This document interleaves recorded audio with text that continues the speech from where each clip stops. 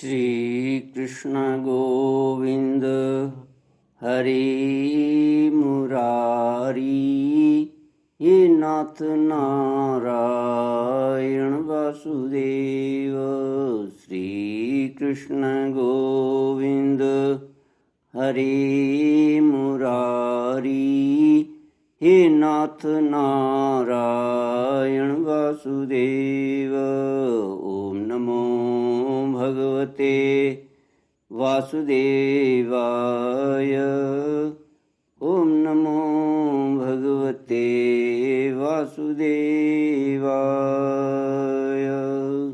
सच्चिदानंद रूपाय विश्वोत्पत्त्यादिहेतवे तापत्रय विनाशाय श्रीकृष्णाय वयं नमः।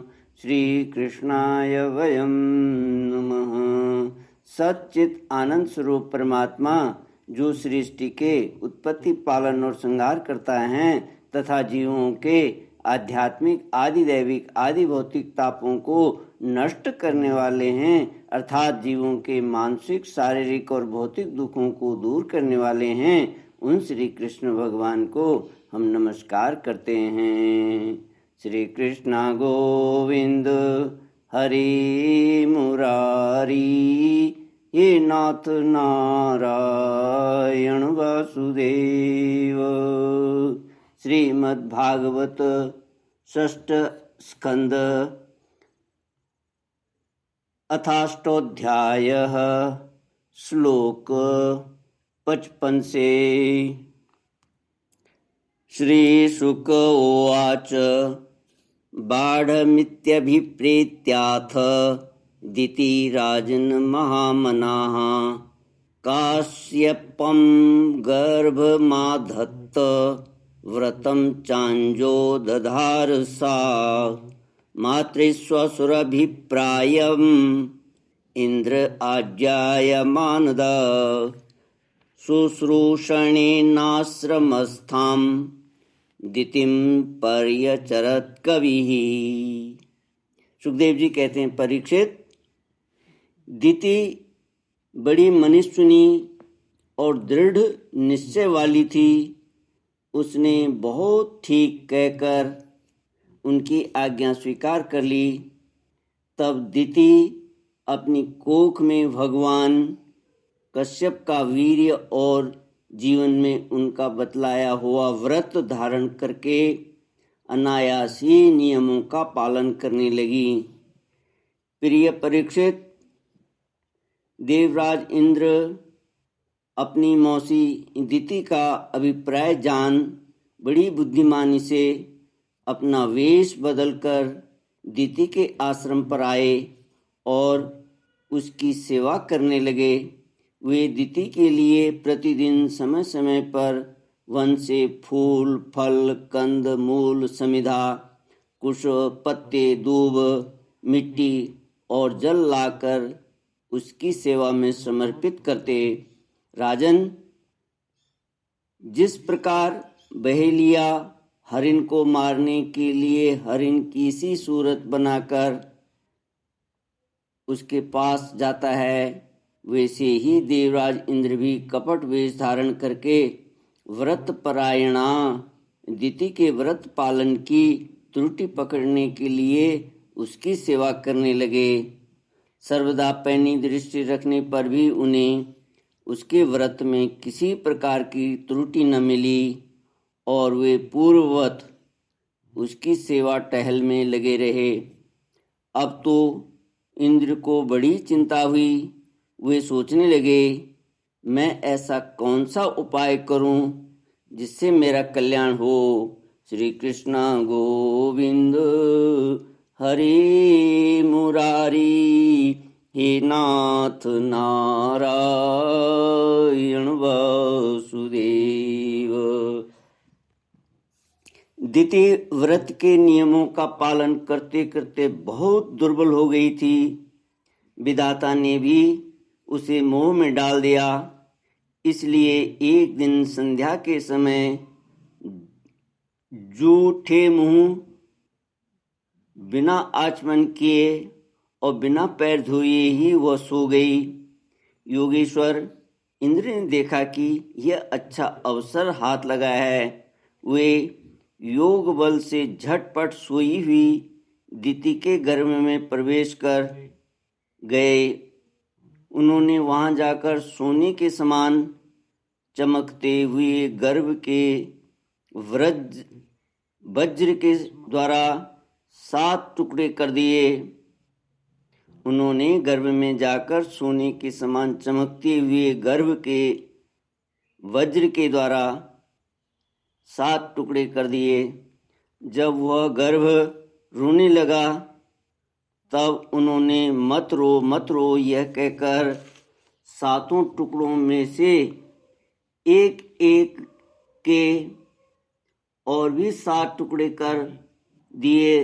राजन, जब इंद्र उनके टुकड़े टुकड़े करने लगे तब उन सबों ने हाथ जोड़कर इंद्र से कहा, देवराज, तुम हमें क्यों मार रहे हो?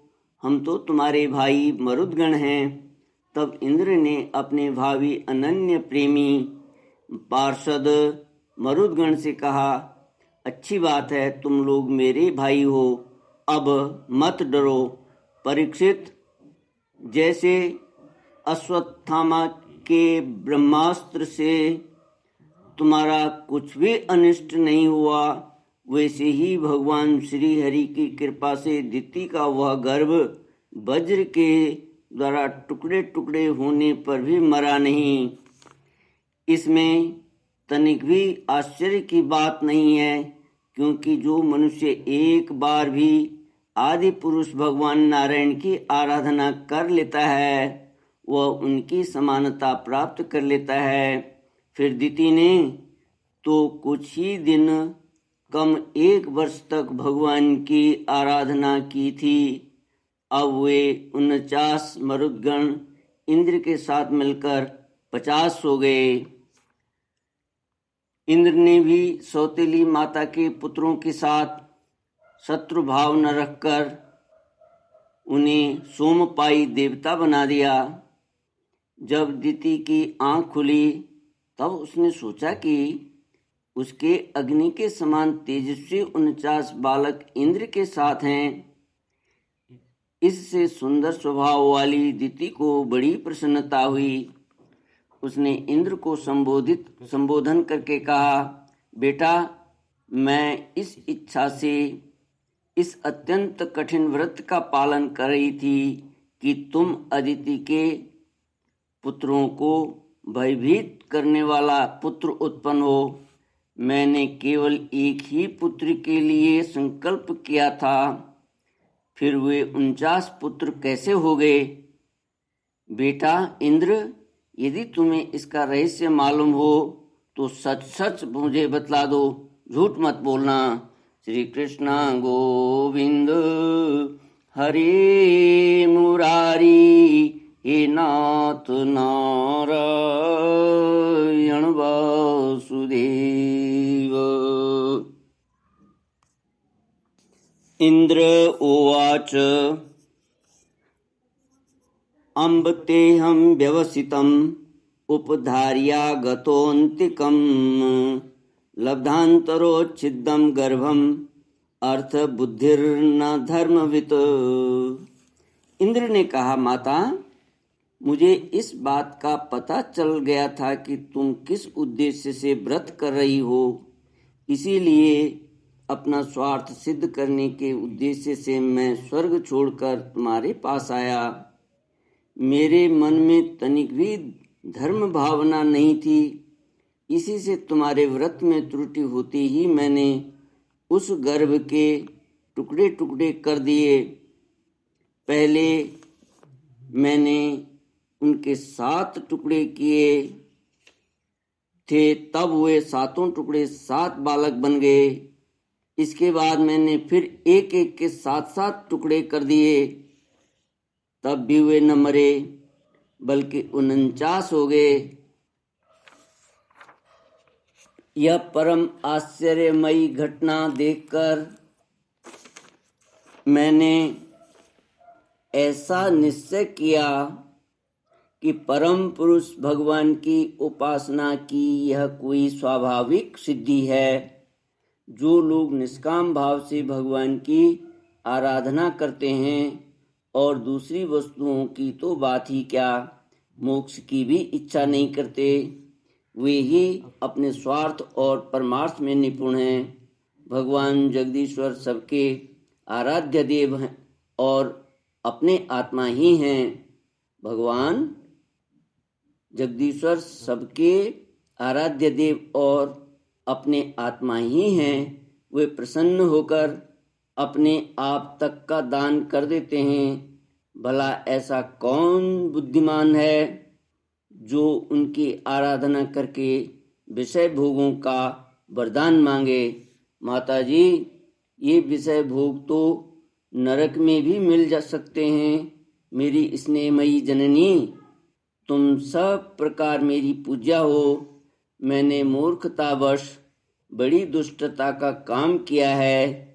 तुम मेरे अपराध को क्षमा कर दो।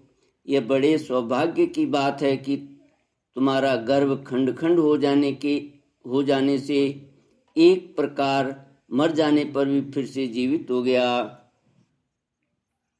श्री सुखदेव जी कहते हैं, परीक्षित, दिति देवराज इंद्र के शुद्ध भाव से संतुष्ट हो गई। उससे आज्ञा लेकर इंद्रराज